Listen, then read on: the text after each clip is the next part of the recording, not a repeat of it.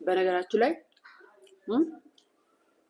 ጂጂዮ ነገር ልንገርሽ፣ የዛኔ እነዛ ገንገቢት ግሩፖች የተነሱብኝ ጊዜ ማለት ነው ሁሉ ቲክቶክ ላይ እዚህ ቁጭራዎቹ ነበረ።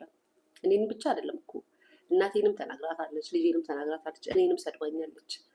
ግን በዛ ከባድ ሰዓት እናንተ እንኳን መታችሁ አንድ ቀን ነው 2 ቀን ነው ያወራችሁት። አንድ ቀን ምናምን አውርታችሁ ዝም ላሽ ያላችሁት ወደ ራሳችሁ ህይወት ነው የገባችሁት፣ ወደ ራሳችሁ ወሬ ነው የገባችሁት።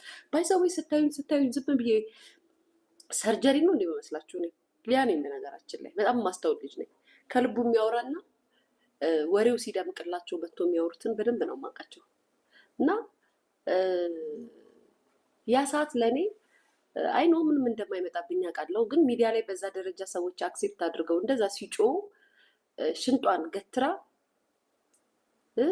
ትክክለኛ የእናትነት ስሜት እየተሰማት ያወራችልኝ ሄለን ብቻ ናት።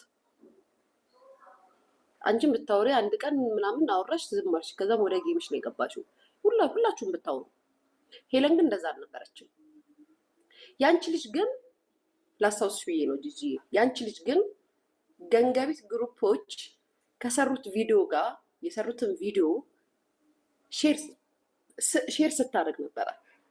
ሼር ማለት ትታሰርልን ትጥፋልን ከሚሉት ከተባባሪ መካከሉ አንዷ ያንቺ ልጅ ነበረች። ነገር ግን ያንቺ ልጅ ሼር አደረገች እና አወራች ብዬ አንቺን አልተቀየምኩሽም። እንደውም ሞር እየተቀራረብን እያወራን ነበር አይደለ? ልጅሽ ግን ሁሌም እናገራለሁ መሽቁቅ ናት። አንድም ቀን ዋሽቻ አላውቅም። መሽቁቅ ናት ስል የእውነት መሽቁቅ ስለሆነች ነው። እሷ ግን የቀን ጠብቃ ሼር ስታደርግ ነበር፣ የገንገቢት ግሩፖቹ ማለት ነው ሼር ስታደርግ። ለእሷ ግን ገንገቢት ግሩፖች አልቆሙላትም ነበረ። እኔ ሊያ ነበርኩኝ የቆምኩላት። እንደዛ ብዬ ግን አንቺን አልተቀየምኩሽም፣ ልጅሽ እንደዛ አደረገች ብዬ።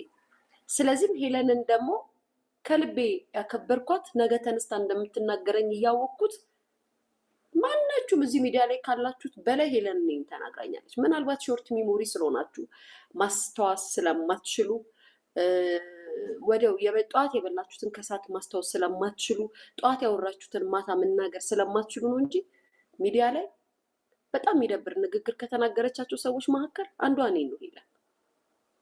ነገር ግን ደግሞ ያ ሰዓት ላይ ከጎኔ ቆመችልኝ። ብቸኛ በነበርኩበት ሰዓት፣ በወረሩኝ ሰዓት ሽንጧን ገትራ ስትከራከርልኝ የነበረችው ሄለን ናት።